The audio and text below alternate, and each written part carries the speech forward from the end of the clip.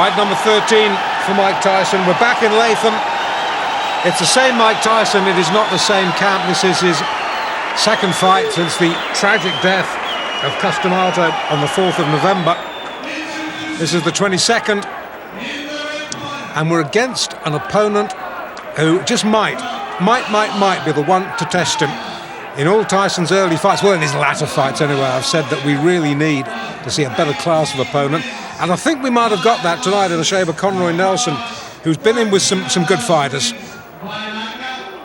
Conroy Nelson, Canadian, ranked number 2 in the Canadian heavyweight scene. As I said, he's been in with some good fighters. He's fought Razor Ruddock. He lost on a disqualification to Razor Ruddock.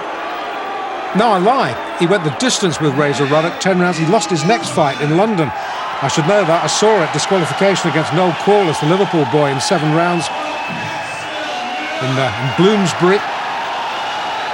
But he's been in, as I say, with some decent opposition. He's fought for the Canadian title against Trevor Berbick. Berbick stiffed him in 2.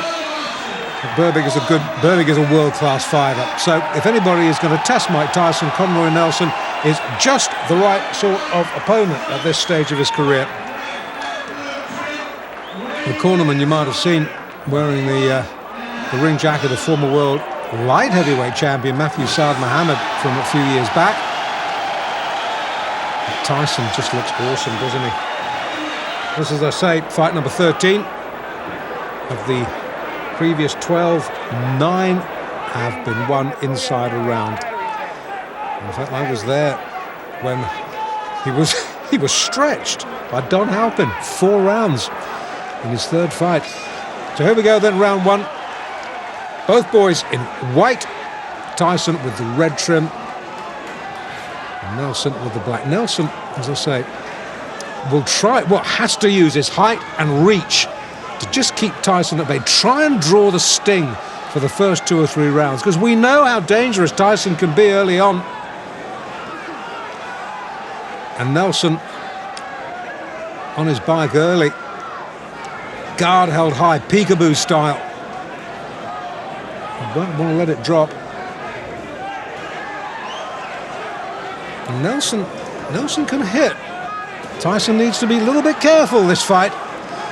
He's been able to get away with liberties in 1 or 2 of his early fights because he has known his opponents cannot hurt him. This is not the case in this fight. If Nelson gets an opening, Nelson can bing one in. Touchdown briefly there, thanks to body shots. The right knee just clipped the canvas. Oh, he's shaky. He's so shaky, and we're only in round 1. And this is a good fighter. I can hardly believe what I'm seeing. Sit down, please, sir. Thank you. This is the trouble when we're crammed in alongside spectators at ringside. Somebody gets excited and stands up in front of the camera. We can't see. More importantly, you can't see. Tyson can see. Tyson likes what he's seeing. Well, while our vision was momentarily obscured, Nelson seems to have recovered a little bit of equilibrium. In fact, he comes back with a short chopping ride of his own there, gets through, but he's covering up very, very tightly now. If he was under any illusions just how good a puncher Mike Tyson was, those illusions will have been sorely shattered. Tyson just falling centimetres short with that big arcing right. Referee just letting him get on with it. Just a little word. Don't keep it too close, boys.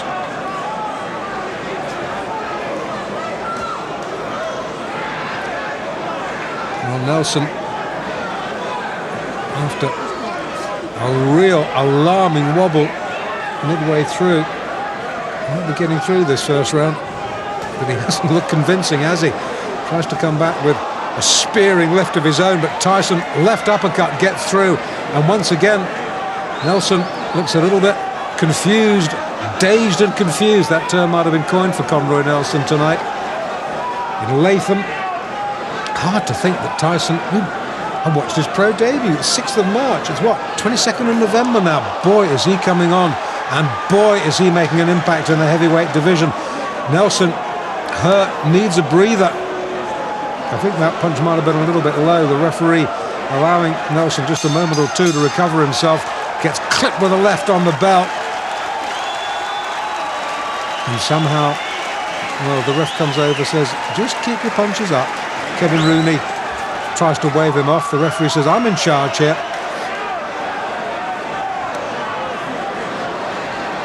Okay, we're in the second. And once again, it's all Tyson.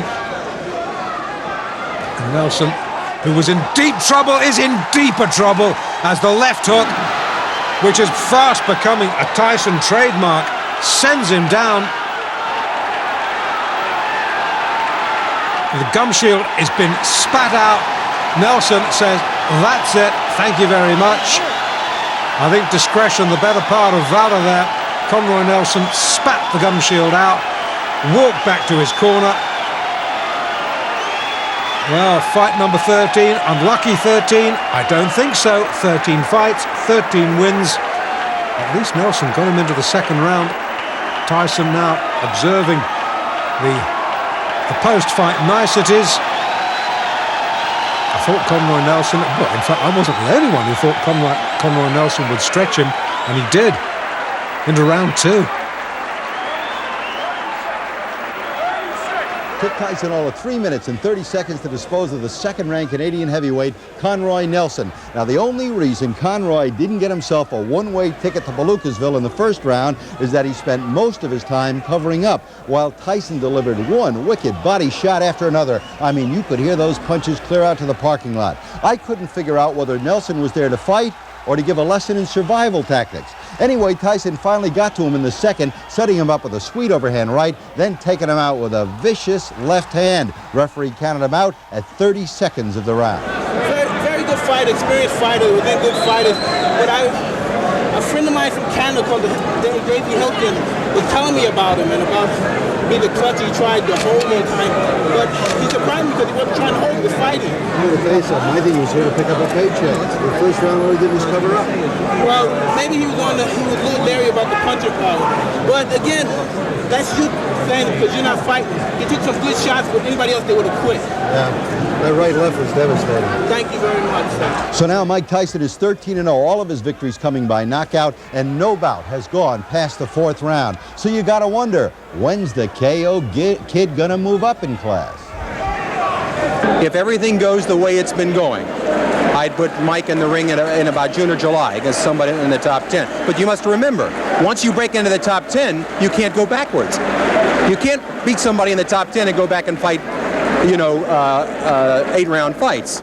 Jim, nobody's looking for Mike to go backwards. No, the sooner he moves against some real class, the better. I mean, this kid doesn't come to box, he comes to terminate. Tyson's rare talent had grabbed the attention of the boxing world and was drawing in the crowds. Yet at this stage, not one of his fights had been televised nationally across the U.S. More of Mike's early fights coming up in the next Tyson Raw and Uncut. Mike Tyson! I believe he will be the youngest heavyweight champion of all time.